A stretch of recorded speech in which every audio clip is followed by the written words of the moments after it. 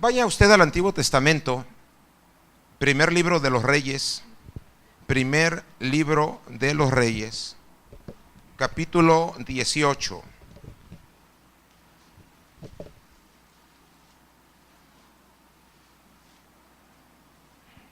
Primer libro de los Reyes, capítulo 18.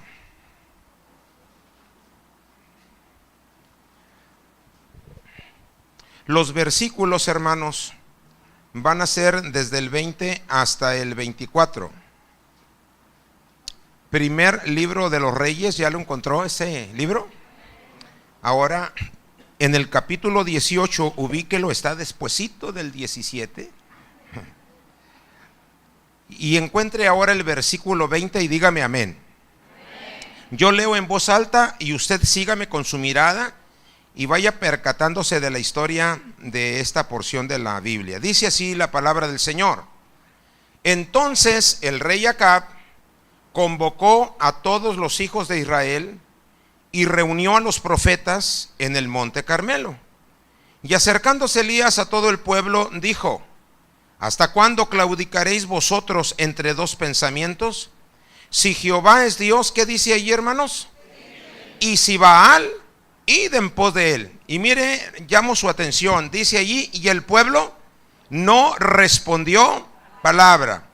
Y Elías volvió a decir al pueblo: solo yo he quedado profeta de Jehová, mas de los profetas de Baal hay 450 hombres. Désenos pues 2 bueyes y escojan ellos uno y córtenlo en pedazos y pónganlo sobre la leña, pero no pongan fuego debajo. Y yo prepararé el otro buey y lo pondré sobre la leña y ningún fuego pondré debajo. Invocad luego vosotros el nombre de vuestros dioses, está en plural y con minúscula, hermanos, y yo invocaré el nombre de Jehová. Y el Dios que respondiere por medio de fuego, ese sea Dios. Y todo el pueblo respondió diciendo: bien dicho. Padre, muchas gracias. Ya nos hemos presentado delante de tu presencia en el nombre de Jesucristo para adorar, exaltar y reconocer tu nombre, Señor. Te damos gracias porque sabemos que tú nos has escuchado con mucha atención. Y no solamente, Señor, la forma en que cantamos, sino porque lo hacemos de todo corazón.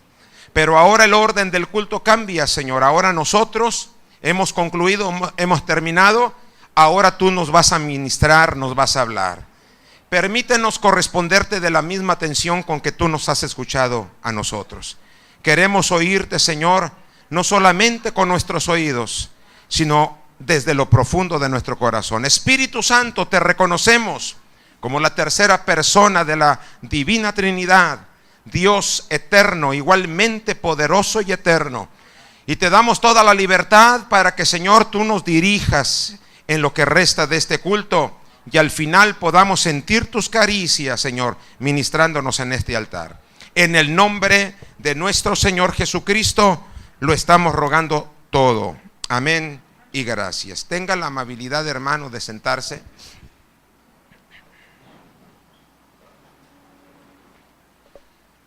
Bueno, le voy a pedir que me regale tantito de su atención. Vamos a tratar con la ayuda del Señor, darnos a entender, darnos a explicar bien la palabra. Bueno, el Espíritu Santo siempre me ha auxiliado. Él es especialista. Dios siempre llevará fruto, volverá llevando fruto delante de su presencia.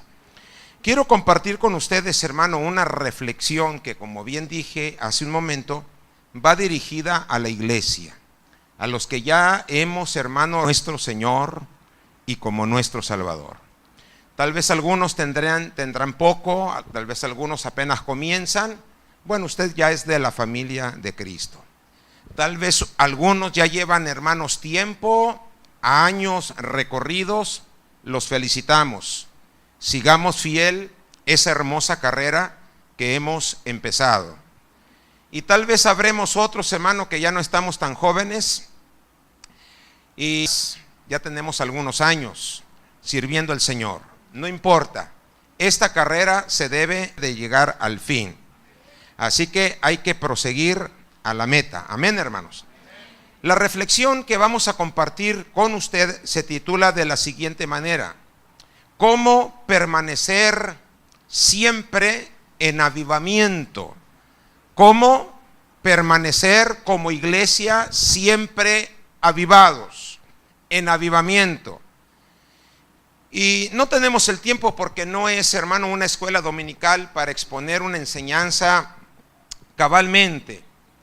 Pero no me estoy refiriendo al avivamiento que generalmente en cuanto a concepto tenemos de cultos, hermano, donde la presencia de Dios toma la soberanía, se manifiesta a veces y muchas veces tomando Él la iniciativa. No estoy hablando solamente de esos tiempos, hermano, en que la presencia de Dios desciende en un culto o en varios cultos y nos hace sentir su gloria, y aún los más escépticos empiezan a ser impactados, aún por lo que ven, y Dios empieza a tratar con ellos. Esas temporadas, esos tiempos de visitación de Dios son gloriosos y son visibles, porque no podemos negar, hermanos, con nuestra vista lo que estamos viendo. En nuestra congregación, hermanos, hemos tenido esos tiempos de avivamiento, tiempos muy sobrenaturales, hermano, donde, como dije hace un momento, a veces ni tomamos nosotros la iniciativa. Hay veces que se empieza el culto regularmente, hermanos, con la cita bíblica, ya destinado el grupo de alabanza y de adoración con su preparación de sus cantos, el número de cantos que van a proyectar, la persona que inicia el servicio, lo regular. Y de repente, hermanos, en medio de la alabanza empieza a descender la presencia del Señor. Todavía ni toma el lugar el pastor o el invitado a predicar, pero la presencia de Dios empieza a manifestar en alguna parte de la congregación, y por allá atrás empezaron a hablar en lenguas, y luego empieza acá. Hermano, muchas veces nuestro pastor ni ha tenido que intervenir, simplemente seguir la dirección del Espíritu Santo como se está manifestando. Pero no solamente, hermanos, a ese tipo de avivamiento me refiero. Quiero hablar del avivamiento permanente que debe de haber en cada cristiano. Porque si usted ha recibido a Jesucristo en su corazón y ha aprendido a conocer quién es, mantener la llama encendida del Espíritu Santo en nuestro corazón. Porque no hemos recibido a un Dios, hermano, que de repente es grande y responde y que de repente nos olvida. No, conocemos a un Dios todopoderoso, conocemos a un Dios omnipotente, a un Dios omnisciente, no menguan. Así que, hermanos, si Él es nuestro Dios, estamos capacitados, como en los tiempos, hermanos, de bendición, en los tiempos de abundancia, misma emoción, porque no es lo mismo estar sano que estar enfermo, para proyectar nuestras emociones. Abundancia que estar en la escasez, para expresar nuestras emociones. Pero nosotros ya no dependemos de esas cosas. Vamos más allá de lo que nos rodea. No puede hallar el regocijo que produce el Espíritu Santo. Emoción no sea tan espontánea. No tengamos un rostro, hermanos, con una sonrisa. Está la paz, en el corazón está la esperanza, en el corazón está la presencia del Señor. Y quiero hablarles de ese avivamiento que en la presencia de Dios estamos capacitados para experimentar en todo tiempo. Si usted desde los tiempos del Antiguo Testamento, el pueblo de Dios, hermano, a las visitaciones de Dios con mucha frecuencia, y la gloria de Dios se manifestaba en medio de su pueblo. Pero el pueblo, hermanos, de repente empezaba, Dios no le haga. Entonces la presencia de Dios se contristaba y se apartaba del pueblo del Señor. Y aquí vemos, hermano, una escena de Israel cuando que bueno, no sé si me lo crea, pero tengo 39 años. Las hermanas los ojos como diciendo, se le ven más. 39, casi 40. la presencia de Dios en las iglesias de una manera, en nuestras iglesias de una manera preciosa. En la iglesia, hermanos, de visitación de Dios, porque empezamos a buscar su rostro, empezamos a clamar su presencia, queremos su visión, queremos que Dios salve, queremos que Dios haga milagros de sanidades, restaure, hermanos, al que se ha extraviado, qué sé yo. Y cuando la iglesia busca al Señor, lo encontramos, porque Dios es un Dios que cuando clamamos, Él responde. Y viene esa visitación a la iglesia, y viene un tiempo, hermanos, glorioso. Vienen semanas, vienen meses, donde la iglesia, hermanos, vive un mover, un avivamiento precioso, pero algo pasa. Empieza uno a bajar el ritmo, empieza uno a dejar de buscar, empieza uno a inmiscuirse en otras actividades que nos roban tiempo, nos roban relación, qué sé yo, y como que vuelve la pasividad en la congregación. Nuestra pastor, porque es una dama, me ha dicho, cuando Dios nos ha estado visitando, y Dios está de una manera muy sobrenatural, hermanos. Lo sobrenatural es que se sale uno de lo natural y entra en otras dimensiones. Para explicarme brevemente, un día estábamos, no estuve yo presente, estaba mi esposa, pero estábamos en el culto, o estaban en el culto, y de repente del techo, hermanos, empezó a salir como un humo. Y cuando alguien volteó al techo, que vio que de las piezas del techo salía humo, gritó: el templo se está quemando. Y de repente ese humo, hermanos, llenó todo el templo. Nuestro templo es de 2 aguas. Así que se llenó toda la parte y empezó a descender, pero cuando descendió a la par, una nube, literalmente una nube, hermano. Es un hecho sobrenatural.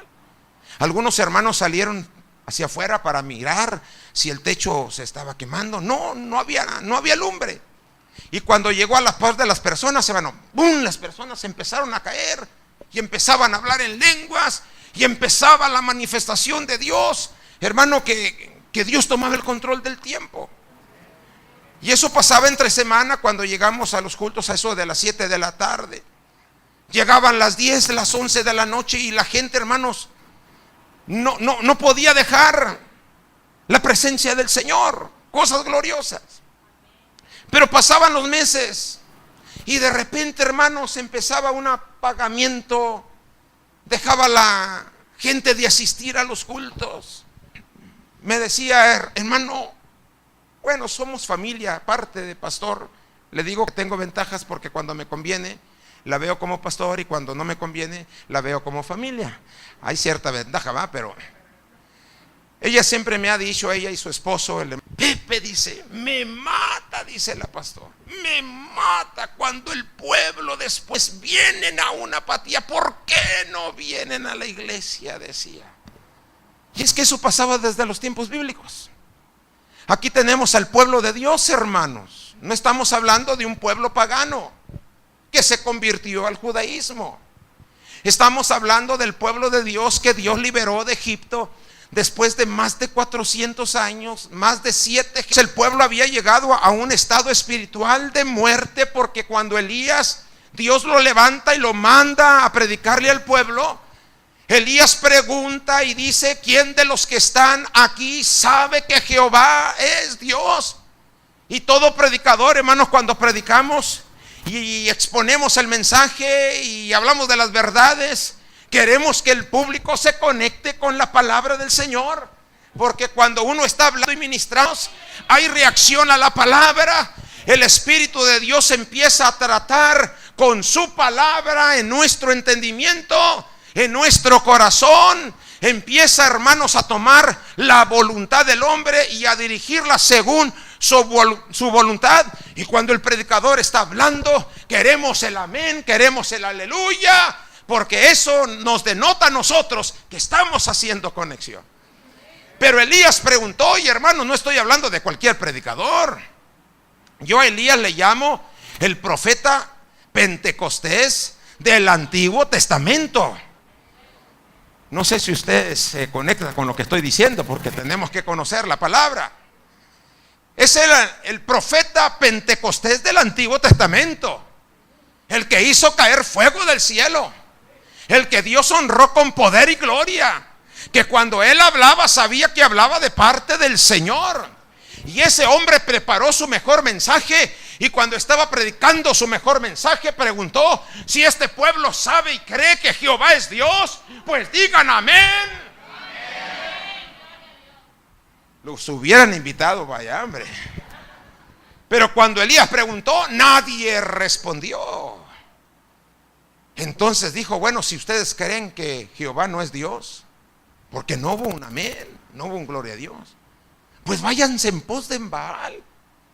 Estaban, no sé qué versiones usen aquí, pero iba a decir estaban fritos. Y es como un antisonante cuando uno predica, pastor. Pero para salvarme del compromiso de haber dicho eso, digo palabra hebrea. Ninguna palabra hebrea, ¿verdad? Pero para zafarme. Ni creían en Jehová, ni creían en Baal. Y es una de las cosas, hermano, que yo vengo a compartir en esta tarde. Me estoy brincando un poquito, pero le quiero decir, hermano José, sería una pregunta muy adecuada. Entonces, ¿cómo puedo yo vivir una vida siempre avivada en la presencia de Dios? ¿Cómo puedo yo lograr no desanimarme? Porque hay cosas, hermano, que nos desaniman en el caminar con Dios. Hay cosas difíciles que a veces no estamos preparados cuando llegan, y tenemos que prepararnos. ¿Cómo podemos hacer, hermano, para siempre permanecer en ese avivamiento que usted está hablando? Mire, hermanos, si predicamos toda la Biblia no acabamos en esta noche, pero quiero referirme, hermanos, cuando menos 3 principios que sacamos de esta porción que acabamos de leer. Número 1, mire, para vivir una vida siempre en avivamiento, debemos vivir, hermano, nuestras vidas bajo verdaderas convicciones.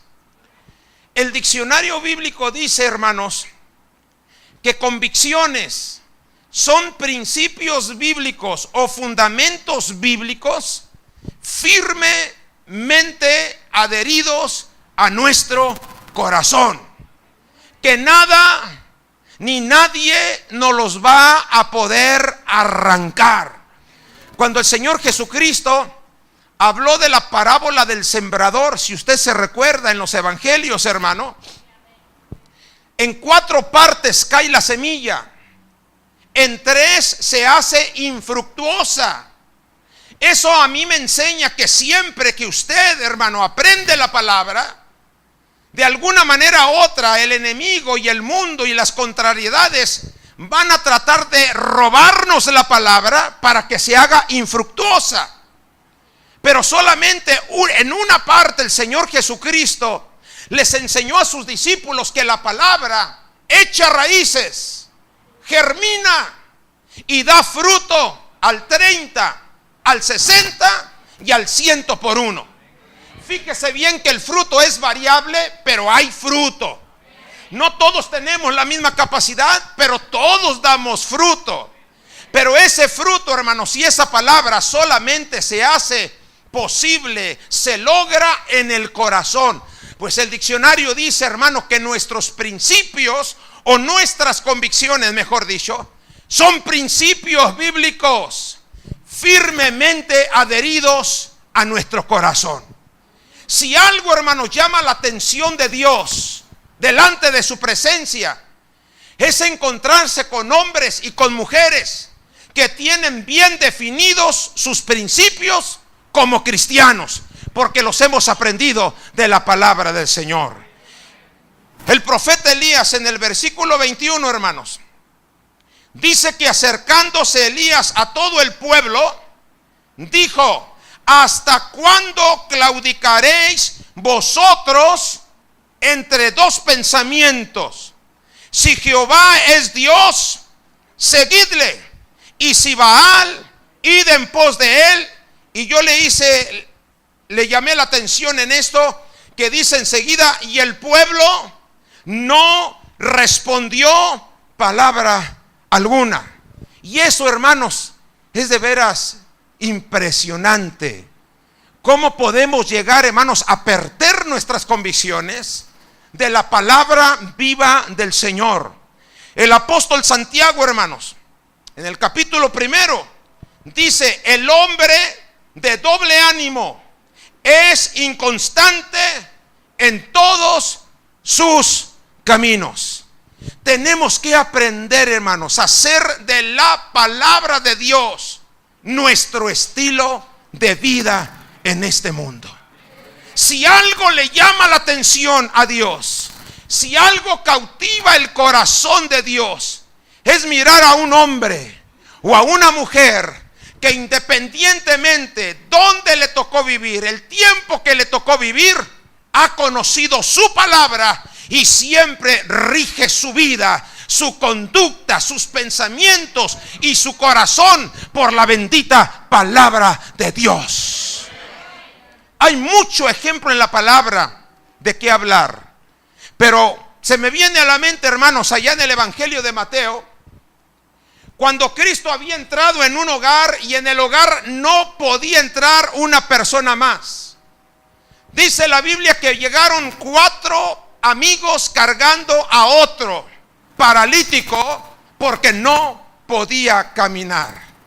Cuando quisieron llevarlo a Cristo, era tanta la multitud que no pudieron ni les permitieron entrar, porque todos querían estar con Jesús. Pero estos muchachos, hermanos, no se dieron por vencidos. Examinando cómo podían llegar a Cristo, tal vez uno de ellos dijo: subámonos al techo y vamos a quitar la paja, hacemos un orificio y por ahí bajamos a nuestro amigo, porque ese Jesús tiene el poder, porque ese Jesús es el Hijo de Dios, porque ese Jesús es nuestra oportunidad, porque aquí está Cristo y no la vamos a desaprovechar. Cuando se suben, hermanos, imagínese usted la escena, que de repente empiezan a caer pedazos de techo. Obviamente eso distrae tal vez el mensaje del maestro, y el maestro empezó a mirar cuando con sogas o con cuerdas empiezan a bajar al paralítico. Las perspectivas, hermano, que usted puede encontrar en ese pasaje es que toda la multitud fue cautivada hacia el techo. Cuando empezaron a bajar al enfermo, empezaron a sacar sus deducciones. Seguramente ese muchacho viene enfermo. Pero qué atrevimiento, dirían otros, de interrumpir al maestro. Y cada uno empezó, según su opinión y lo que ellos miraban, dar su opinión al respecto. Pero a mí me llama la atención que Dios o Cristo mira las cosas totalmente diferentes, hermanos. Cuando estaba yo leyendo ese pasaje, dice la Escritura que volteando Jesús, dice: y al ver la fe de ellos. Jesucristo no había puesto atención, hermanos, o tal vez sí lo hizo, porque era muy evidente que estaban bajando un muchacho que estaba tal vez enfermo, pero él fue más allá de lo que miran nuestros ojos. Bien le dijo, hermanos, el Señor a Samuel: los hombres miran lo que está delante de sus ojos, pero yo, Jehová de los ejércitos, mira el corazón. Por eso, si algo llama la atención de Dios, es cuando usted, a pesar de la corriente, hermanos, a pesar de las circunstancias, de las costumbres, de las culturas, usted se planta delante de su presencia y usted le dice: tú me has enseñado a creer a tu palabra y yo sostengo mi fe a pesar de la contrariedad. Eso llama la atención de Dios. ¿Cuántos dicen gloria a su nombre? Y cuando bajó el paralítico y estaba enfrente de ellos, por la fe de aquellos muchachos, le dice al paralítico: tus pecados te son perdonados. Nadie levantó la voz, pero comenzaron a pensar: ¿quién es este que perdona pecados?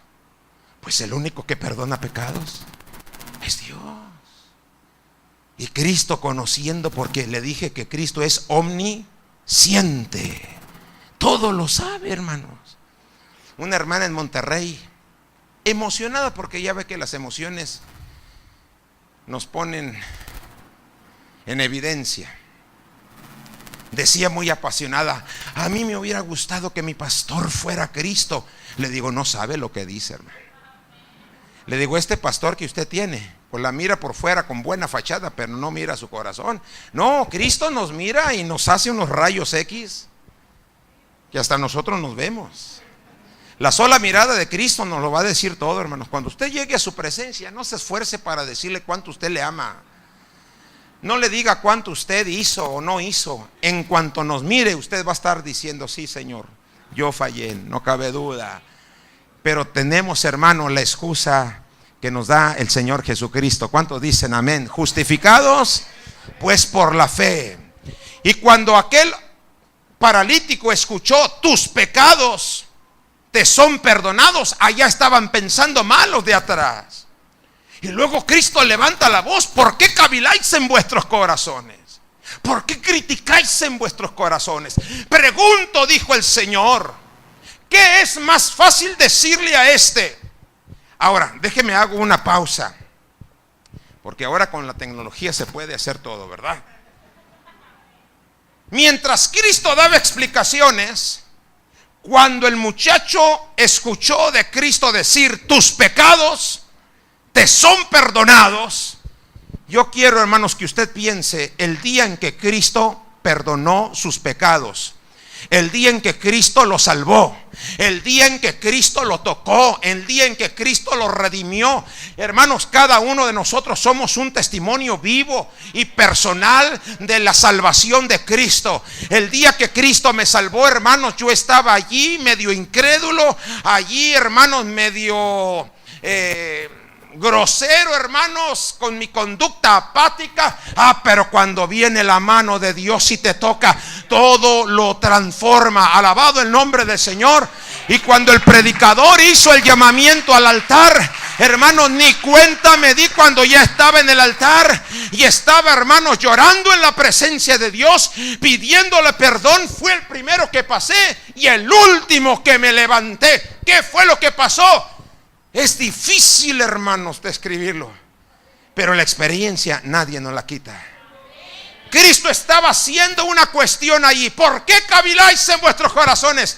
Mientras que aquel, cuando Dios le dijo: tus pecados te son perdonados, fue tocado por el poder de Dios, y aquel se estremeció y empezó a llorar y a sentir su perdón y su gloria, porque su nombre estaba siendo escrito en el libro de la vida. Mientras el Señor Jesucristo le daba una lección a los que estaban criticando: ¿quién es este para perdonar pecados? ¿Por qué piensan así en vuestros corazones? Aquel está llore y llore, bien contento, mientras que Cristo estaba poniendo en orden los pensamientos de los incrédulos. Yo les pregunto a ustedes: ¿qué es más fácil decirle a este muchacho: tus pecados te son perdonados? O decirle lo que ustedes han visto: está paralítico. ¿Qué es más fácil, decirlo primero o decirle: toma tu lecho, levántate, toma tu lecho y vete a tu casa? Y nadie respondió nada, porque en ese preciso momento el único que podía hacer ambas cosas era la presencia de Dios. ¿Cuántos dicen gloria a su nombre? Y ahí les deja, hermanos, claramente quién era él. Pues para que sepan que el Hijo del Hombre tiene potestad para perdonar pecados, ahora yo te digo. Aquel ya estaba bien tocado. En Cuauhtémoc, Chihuahua, porque vi que aquí hay un Cuauhtémoc, ¿verdad? ¿Es Jalisco o es Nuevo León o es Colima? Colima, es de ustedes. El de allá es nuestro. Conocí a un muchacho, hermanos, que por vago, tengan cuidado los muchachos vagos, que donde quiera los hay. Cuando tenía sus dos piernas, se iba con otros vagos, hermano, a colgarse de los ferrocarriles en movimiento, a treparse y a bajarse y a hacer piruetas, Y en una de esas, hermano, en una mala acción, Botó, pero botó hacia en medio de las vías y una rueda del ferrocarril le cortó la pierna desde acá. No conocía a Cristo, pero después llegó al conocimiento de Dios.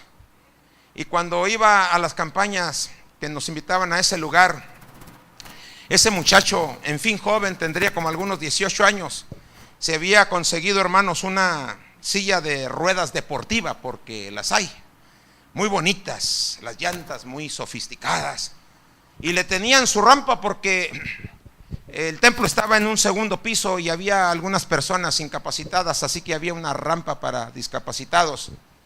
Pero él llegaba bien temprano, hermanos, y llegaba dándole vueltas a la silla y le daba para atrás y se iba para enfrente y entraba y se venía al altar. Y hermano, se levantaba de la silla con una pierna y se hincaba y adoraba a Dios. Bueno sería, Señor, que nos cortes a todos una pierna, le digo. Porque que le falta una se ve más feliz y contento que los que tenemos dos, porque muchos no pasaban. Estoy hablando de allá del Cuauhtémoc, de allá, pues. Cualquier similitud es pura coincidencia, pero llegaba y yo le decía, oye, ¿por qué estás tan contento si te falta una pierna? Pero en el alma dijo, estoy completo, hermano. Siento un gozo que no lo puedo evitar, tengo que más. Y estaba hablando y me daba. Caray. Ese muchacho, cuando Dios le dijo, tus pecados te son perdonados, ya estaba en la presencia de Dios derramando su alma, cuando de repente la incredulidad de aquellos le duplica el favor. Pues a ti te digo, muchacho, levántate, toma tu lecho y vete a tu casa. Y el muchacho empezó a sentir la fuerza en las piernas. Se levanta, admirados todos, agarra su lecho y les dice a sus compañeros, bájense, ya los veo enfrente. Y sale y le abren paso. Alabado el nombre del Señor. Porque si algo, hermanos, impacta el corazón de Dios, es cuando usted mantiene su fe según lo que enseña la palabra en toda circunstancia. Cuando usted desarrolla sus convicciones. El hermano Benjamín que habla, mi hermano Jorge, ciertamente lo conocí en su soltería. Era un muchacho, pues no estaba tan muchacho, pero estaba soltero. El hijo Josué es el que más le noto yo parecido a mi hermano Benjamín. Pero llegó allá al Paso, Texas, y posteriormente a Ciudad Juárez, porque Ciudad Juárez es frontera con Estados Unidos. Soltero, hermanos. Y el hermano Benjamín llegó allá a predicar muchos años atrás. Y una de las cosas, hermano, que el hermano tenía, que el hermano Dios lo usaba, era predicar bajo esa convicción de Dios. Nos llegaba, hermanos, no sé si cuando tú lo conociste ya estaba tranquilo, porque las mujeres tienen su efecto en nosotros los hombres, hermanos. Y el hermano era codiciable entre las iglesias por las damas solteras, pero ese hombre era hombre de Dios y no se dejaba llevar por las emociones. Pero allá en Chihuahua, hermanos, tenemos, como en Colima, no se me vayan a sentir, bellas damas. Y aparece la hermana Maribel, hermano. Y el hermano, con esa unción predicando, fue un tanto perturbado. Y la hermana Maribel lo conquistó, hermanos. Cuando platico eso allá en Betania, no, la hermana Maribel aplaude. Volviendo, hermanos, una de las cosas que Dios honra es la fe. La fe no necesariamente se manifiesta en el tiempo de júbilo, también lo hace, pero en el tiempo de la prueba nadie nos quita a adorar al Señor. Una de las vergüenzas, derrotas, humillaciones de Satanás es cuando se levanta contra nosotros y avienta toda clase de dardos de fuego para lastimarnos, para hacernos dudar, para desanimarnos. Y vuelvo a decirle, el estado de ánimo, hermanos, es afectado. No es lo mismo adorar a Dios sano que enfermo. Pero he aprendido y he visto, hermanos como el hermano Benjamín, en su gravedad, porque Dios lo llamó a su presencia. Estaba en un estado físico, hermanos, terrible, impactante, pero no perdió su fe, hermano.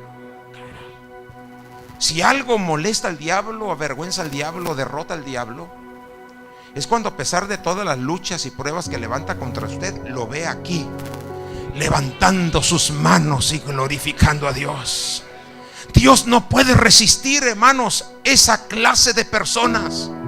Si algo mantiene avivado, hermanos, el corazón, es nuestra fe. ¿Cuánto dicen gloria a su nombre? Hermano, Elías preguntó: ¿quién de los que está aquí saben que Jehová es Dios? Y no hubo palabra alguna. Creo que la iglesia de Jesucristo no ha llegado, hermanos, a esa denigración espiritual. Ciertamente de repente hay desánimo, se viene el ánimo hacia abajo. De repente, hermanos, como que no tenemos ganas de ir, pero tal vez la intervención o la oración del pastor, la visita del diácono, qué sé yo, la del hermano, cuando notamos la ausencia de alguien y vamos a su casa y lo visitamos, oramos por él, Dios le vuelve a levantar. Todavía no hemos llegado a dudar que Jesucristo sea Dios. Y mientras tengamos esa convicción, no hay prueba, no hay lucha, no hay dificultad que pueda apagar el fuego del Espíritu Santo que está en nosotros. ¿Cuánto damos gloria a su nombre? Así que, hermanos, necesitamos seguir creciendo en nuestra fe. Dice la Escritura en Romanos 10:17: la fe viene por el oír, y el oír por la palabra del Señor. Hebreos 11:1, hermanos, el texto de la fe es pues la fe, la certeza de lo que se espera, la convicción de lo que no se ve.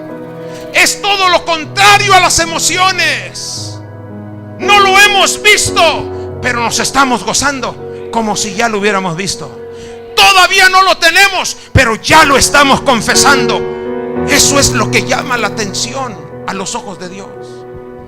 Tal vez para nosotros, hermanos, lo más importante o codiciable sea el resultado de la fe, porque el enfermo quiere su salud, pero no así para Dios. Yo siempre les he dicho que las matemáticas de Dios no son nuestras matemáticas. A nosotros nos gustan las multiplicaciones, a nosotros nos gusta el signo de más, pero hay veces que Dios viene, hermanos, y nos divide o nos resta, porque cuando Él hace eso, de repente todo crece. Las matemáticas de Dios no son las nuestras, pero le aseguro que son más certeras las de Él que las nuestras.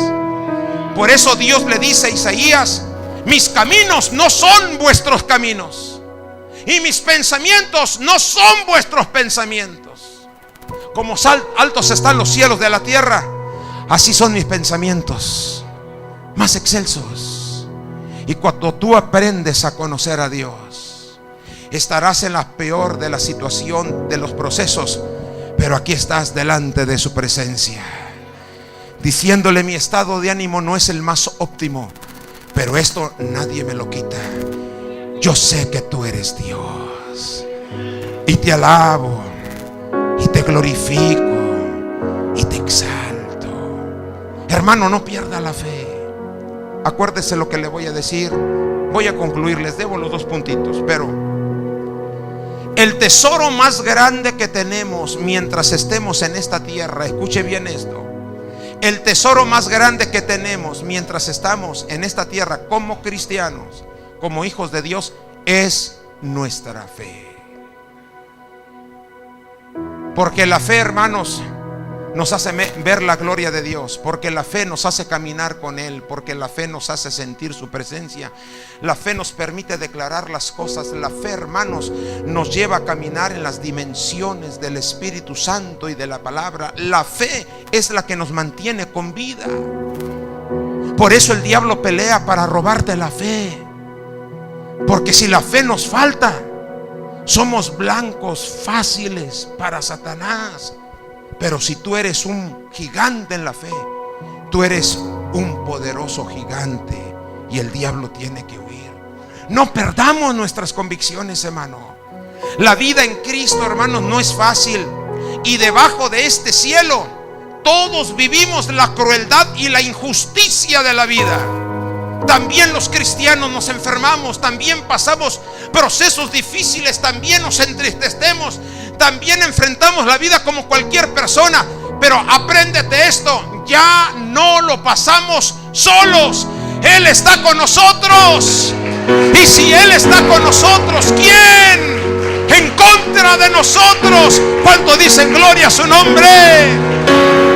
Así que en esta noche, hermanos, levántate en el nombre de Cristo, en la fe del Todopoderoso, y empieza a enfrentar la situación que tú estás pasando. Porque yo te dije al principio que el Espíritu de Dios es especialista en hacernos discernir su palabra. Y cuando el pastor predica, cuando el hermano predica, cuando el evangelista predica, predicamos, hermano, desconociendo las circunstancias de cada persona.